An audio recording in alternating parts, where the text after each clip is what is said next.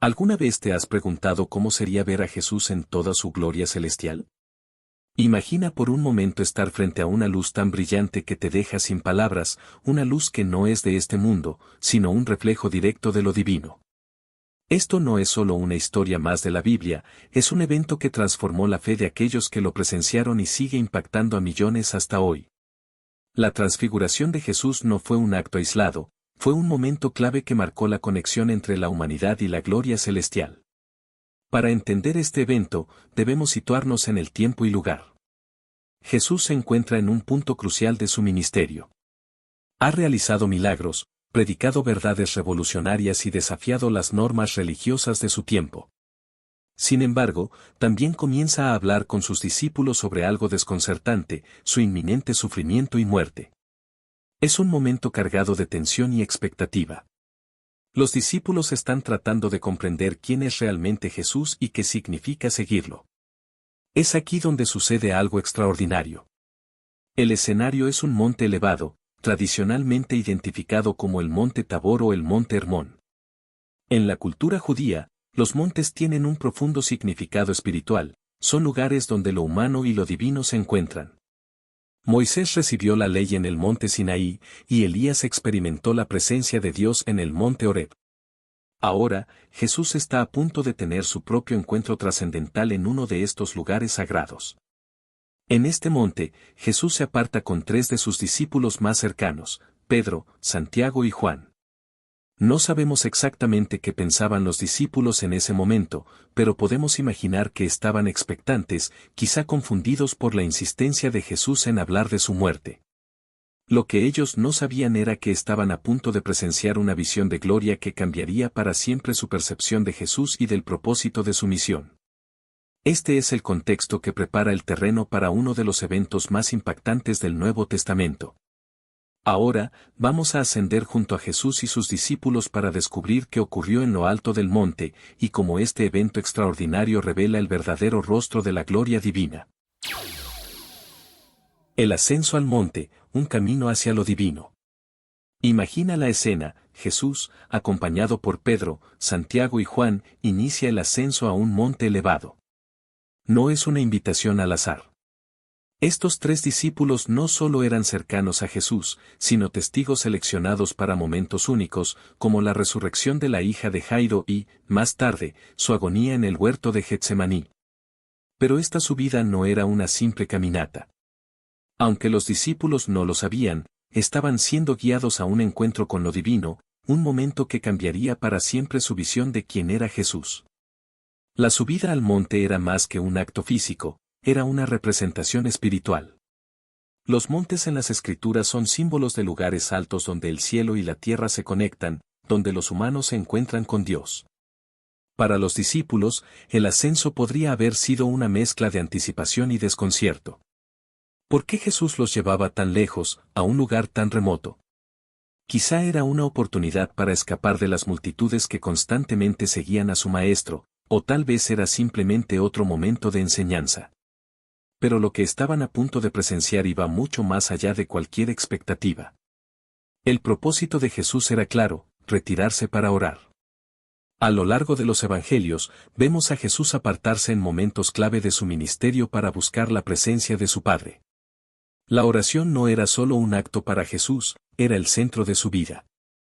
En este caso, su oración no solo era personal, era un momento de intimidad compartida con aquellos en quienes más confiaba. Era una invitación a que Pedro, Santiago y Juan experimentaran algo que ningún otro discípulo presenciaría. Esta escena nos invita a reflexionar sobre la importancia de apartarnos. En un mundo lleno de distracciones, es fácil olvidar la necesidad de buscar momentos de silencio, de desconexión del ruido cotidiano para conectarnos con lo eterno. Así como Jesús ascendió al monte con sus discípulos, somos llamados a hacer lo mismo, encontrar nuestro propio monte donde podamos estar en comunión con Dios.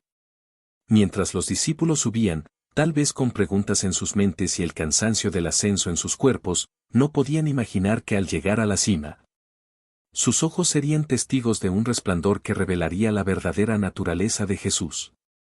La transfiguración estaba a punto de comenzar, y con ella, una de las revelaciones más profundas de la gloria divina en toda la Escritura. La transfiguración de Jesús, un destello de la gloria divina. En lo alto del monte, en un silencio interrumpido solo por la suave brisa, algo extraordinario comienza a suceder. Jesús, inmerso en profunda oración, empieza a transformarse ante los ojos atónitos de sus discípulos. No es una simple visión, ni un truco del sol que se refleja en las piedras del monte.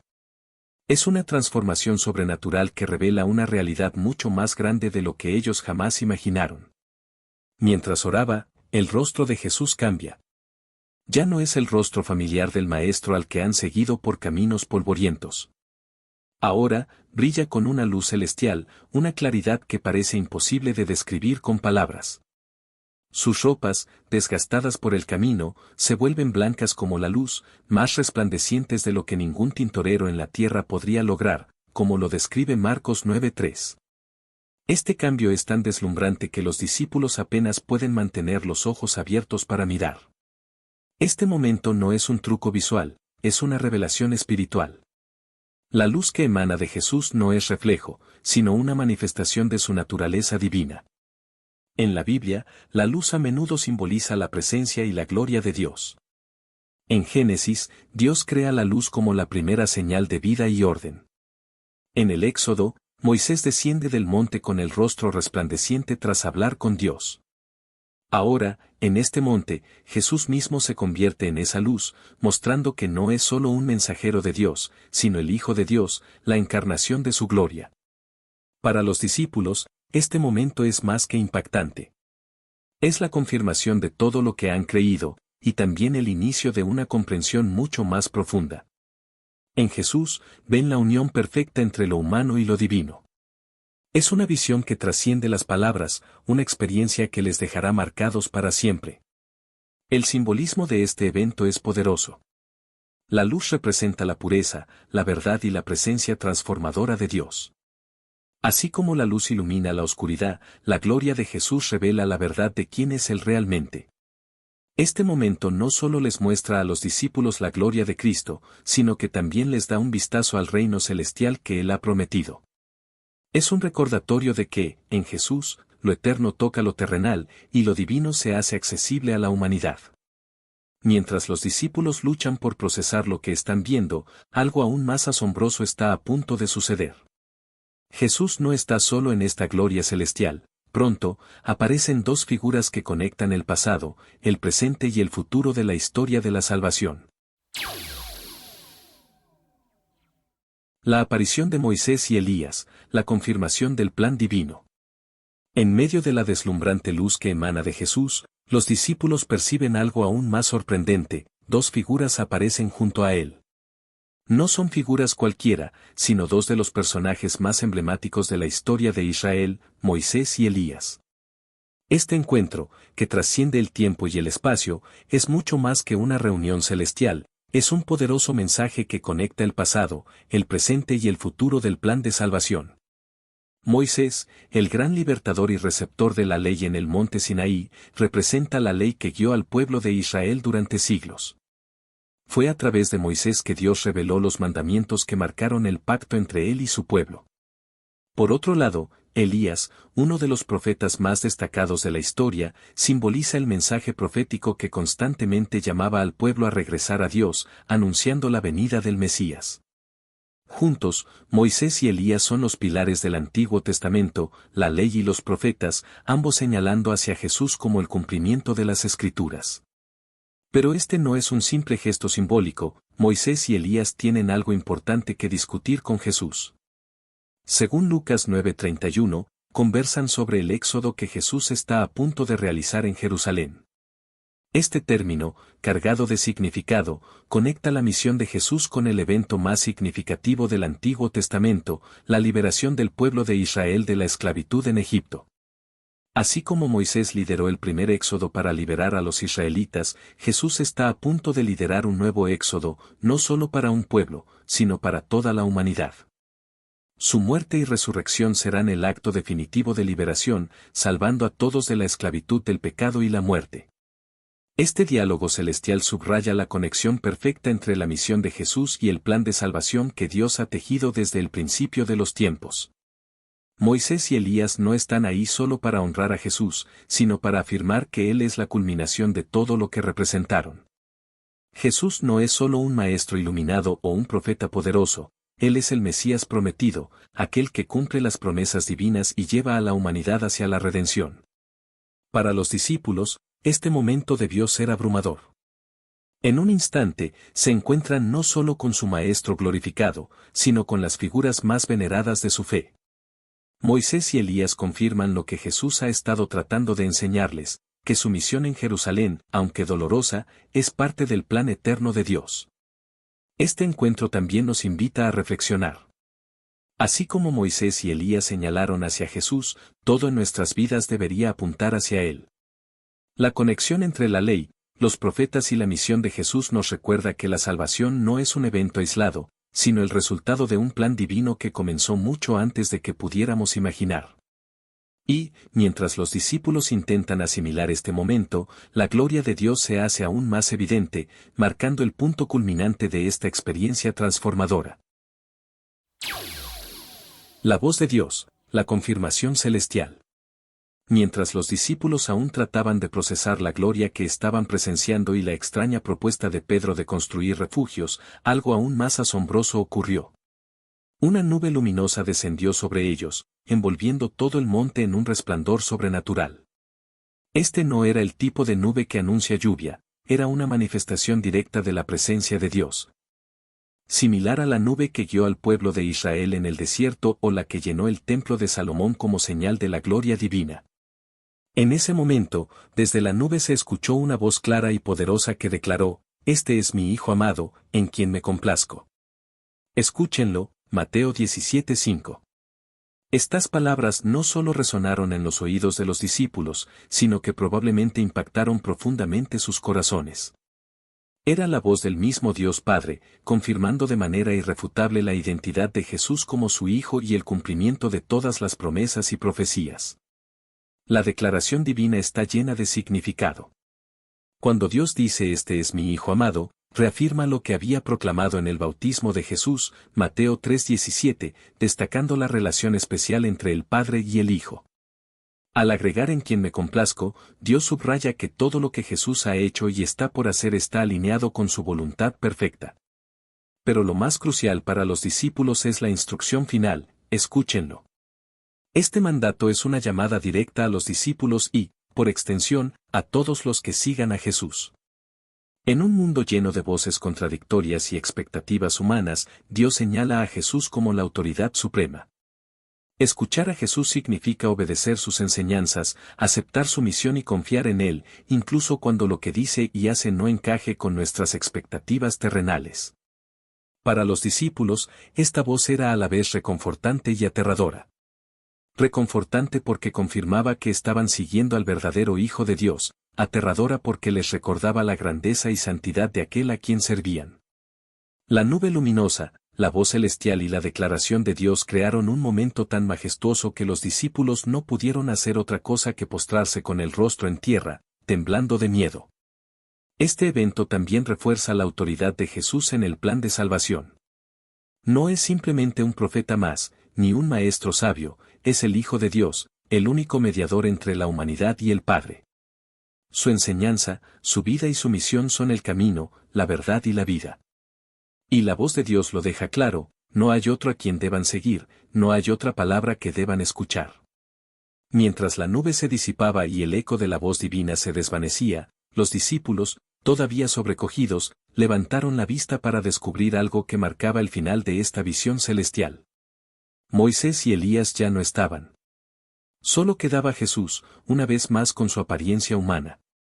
Era un recordatorio de que, aunque la gloria de Dios había sido revelada, la misión de Jesús no había terminado. Todavía les esperaba el descenso del monte y el camino hacia Jerusalén, donde lo que habían visto y oído cobraría su pleno significado. La desaparición de la gloria, volviendo a la realidad. Cuando los discípulos finalmente levantaron la mirada, el brillo celestial que había envuelto a Jesús se desvaneció. Moisés y Elías, esas figuras icónicas que conectaban siglos de historia sagrada con el presente, habían desaparecido. Lo único que quedaba era Jesús, de pie ante ellos, con su apariencia habitual, tan humano como siempre lo habían conocido. La gloria extraordinaria que había transformado el monte en un rincón del cielo ahora se había retirado, devolviéndolos al mundo terrenal. Este regreso a lo cotidiano debió ser impactante para los discípulos. En cuestión de minutos, habían presenciado un evento que no solo desafiaba toda lógica humana, sino que también les había dado un vistazo a la naturaleza divina de Jesús. Ahora, de repente, esa intensidad se había desvanecido, y estaban nuevamente en la calma del monte, con su maestro de nuevo en su estado normal. Este contraste, entre lo celestial y lo cotidiano, entre la gloria divina y la realidad terrenal, debió dejarlos perplejos. ¿Cómo procesar algo así? ¿Cómo asimilar una experiencia que trasciende cualquier marco de referencia? Los discípulos probablemente se enfrentaron a una mezcla de emociones, asombro, temor, confusión y, tal vez, una profunda sensación de responsabilidad. Lo que habían presenciado no era solo una experiencia para recordar, era una revelación que transformaría su comprensión de quién era Jesús y del propósito de su misión. La desaparición de Moisés y Elías también tenía un mensaje importante. Aunque representaban la ley y los profetas, figuras fundamentales en la historia de Israel, su desaparición dejaba claro que todo lo que habían simbolizado ahora se cumplía en Jesús. Él era el nuevo centro de la fe, el puente entre el pasado y el futuro, y el único al que debían seguir. Ya no era necesario mirar atrás, porque Jesús era la plenitud de todo lo que Moisés y Elías habían anticipado. Esta experiencia también tiene implicaciones para nosotros hoy. Hay momentos en la vida espiritual en los que sentimos una cercanía especial con Dios, una claridad divina que parece iluminar todo. Pero después de esos momentos, inevitablemente regresamos a la rutina, al trabajo, a los desafíos del día a día. La transfiguración nos recuerda que esos momentos de gloria no son el fin en sí mismos, sino una preparación para la misión que nos espera en el mundo. Así como los discípulos tuvieron que descender del monte, nosotros también debemos llevar lo que aprendemos en esos encuentros espirituales a nuestra vida diaria. Mientras los discípulos comenzaban el descenso, probablemente aún se sentían abrumados, tal vez en silencio, procesando lo que habían visto y oído. Sin embargo, Jesús, como siempre, estaba con ellos, guiándolos no solo físicamente por el camino de regreso, sino también espiritualmente hacia una comprensión más profunda de quién era y qué significaba seguirlo. Había mucho más por venir, desafíos, sufrimientos y, finalmente, la gloria de la resurrección. Pero esta experiencia en el monte permanecería con ellos, un recordatorio de la verdadera identidad de Jesús y de la esperanza divina que lo sostenía. La orden de silencio, guardar el misterio hasta el tiempo perfecto. Mientras descendían del monte, todavía impactados por lo que acababan de presenciar, Jesús se dirigió a sus discípulos con una instrucción sorprendente. No cuenten a nadie lo que han visto hasta que el Hijo del Hombre haya resucitado de entre los muertos, Mateo 17:9. Era un mandato claro y firme, que probablemente dejó a Pedro, Santiago y Juan más confundidos que nunca. ¿Cómo podían guardar silencio sobre una experiencia tan extraordinaria? ¿Por qué no compartir con los demás la confirmación de que Jesús era verdaderamente el Hijo de Dios? La orden de Jesús no era una negación de la experiencia, sino una muestra de la profundidad y el misterio de su misión. Había un tiempo perfecto para que todo se revelara, y ese tiempo aún no había llegado. La transfiguración no era un espectáculo para ser proclamado sin contexto, era una revelación íntima para fortalecer la fe de los discípulos mientras se preparaban para los eventos que estaban por venir. Jesús sabía que su misión estaba llena de momentos incomprensibles para la mente humana y que solo después de su resurrección los discípulos podrían entender plenamente lo que habían presenciado en el monte. Este mandato de silencio también subraya el carácter único del plan de salvación de Dios. Jesús no buscaba notoriedad ni popularidad. Su camino implicaba sufrimiento, rechazo y muerte antes de llegar a la gloria de la resurrección. Si los discípulos hubieran compartido su experiencia de la transfiguración en ese momento, probablemente habría generado malentendidos o expectativas equivocadas entre las multitudes. La gente habría buscado un rey glorioso, no un Mesías dispuesto a morir en una cruz. Jesús necesitaba que su misión se desarrollara según el plan divino, sin interferencias prematuras. Para los discípulos, esta orden de silencio debió ser un desafío. ¿Cómo contener algo tan impresionante? ¿Cómo guardar en secreto un evento que confirmaba su fe y les daba esperanza? Sin embargo, esta instrucción también era una oportunidad para la reflexión. Al no poder hablar de lo sucedido, tuvieron que procesarlo internamente, permitiendo que el impacto de la transfiguración echara raíces profundas en sus corazones. Esta enseñanza tiene una relevancia profunda para nosotros. Muchas veces, como seguidores de Jesús, podemos enfrentarnos a verdades o experiencias que no comprendemos completamente en el momento. Puede ser tentador tratar de explicarlas o compartirlas antes de estar listos, pero el tiempo de Dios siempre es perfecto. Hay momentos en los que somos llamados a esperar, a confiar y a permitir que la obra divina se desarrolle en su debido curso. A medida que los discípulos continuaban su descenso del monte, llevando en su interior el peso y la gloria de lo que habían vivido, probablemente comenzaron a darse cuenta de que su jornada con Jesús era mucho más profunda de lo que habían imaginado. Habían sido testigos de su gloria, pero también estaban siendo preparados para ser testigos de su sufrimiento y, eventualmente, de su victoria sobre la muerte. Este equilibrio entre la gloria y la cruz es el corazón del Evangelio, y la transfiguración es un recordatorio de que, en Cristo, el camino hacia la gloria siempre pasa por la obediencia, la confianza y el tiempo perfecto de Dios. La historia de la transfiguración de Jesús nos deja una enseñanza profunda y transformadora. Es más que un relato bíblico, es una invitación personal a buscar momentos de encuentro con Dios, a subir nuestro propio monte espiritual y experimentar su presencia en nuestras vidas. Jesús llevó a Pedro, Santiago y Juan a un lugar apartado, lejos del ruido y las distracciones, para revelarles su gloria. De la misma manera, Él nos llama hoy a apartarnos, a dedicar tiempo a la oración y a la comunión con Él, donde podamos percibir su luz y escuchar su voz. Este evento también nos recuerda que Dios tiene un plan perfecto para cada uno de nosotros. Así como Jesús mostró a los discípulos un destello de su propósito final, Él también desea revelar su gloria en nuestras vidas. No siempre será en momentos espectaculares como la transfiguración, a menudo ocurre en lo cotidiano, en los pequeños destellos de gracia y en las transformaciones internas que nos acercan más a su imagen. La transfiguración nos desafía a reflexionar, ¿cómo estamos permitiendo que Jesús transforme nuestras vidas? ¿Estamos escuchando su voz en medio de nuestras luchas y triunfos? ¿Estamos permitiendo que su gloria ilumine nuestras áreas de oscuridad y nos guíe hacia un propósito más grande? Jesús no solo mostró su gloria a los discípulos, también mostró su deseo de compartir esa gloria con todos los que lo siguen. Entonces, mientras concluimos este recorrido por la historia de la transfiguración, quiero dejarte con una pregunta que puede transformar tu perspectiva. ¿Qué parte de tu vida necesita una transformación divina como la que Jesús mostró en el monte? Quizás sea un área de tu vida que parece estancada, una relación que necesita sanidad, un propósito que aún no has descubierto o una herida que requiere la luz de su amor. Sea lo que sea, recuerda que Jesús desea entrar en tu vida, llevarte a un lugar de encuentro y revelar su gloria en ti. Hoy, Él te invita a confiar, a orar y a dejar que su luz te transforme desde adentro hacia afuera.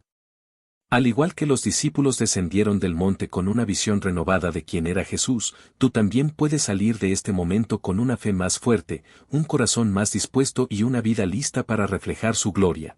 Te invitamos a unirte a nosotros en la Palabra en Movimiento, donde exploraremos estas historias y lecciones de manera profunda y significativa. Haz clic en el botón de suscripción y activa la campanita de notificaciones para estar al día con nuestros contenidos.